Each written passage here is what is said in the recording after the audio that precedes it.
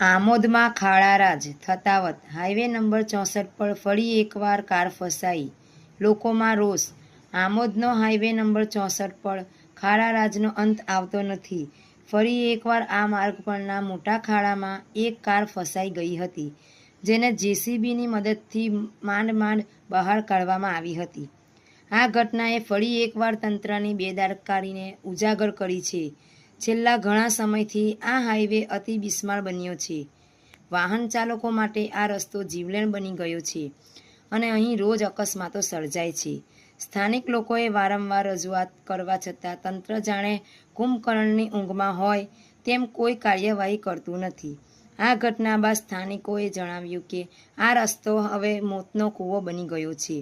તંત્ર કોઈ મોટી દુર્ઘટનાની રાહ જોઈ રહ્યું હોય તેમ લાગે છે.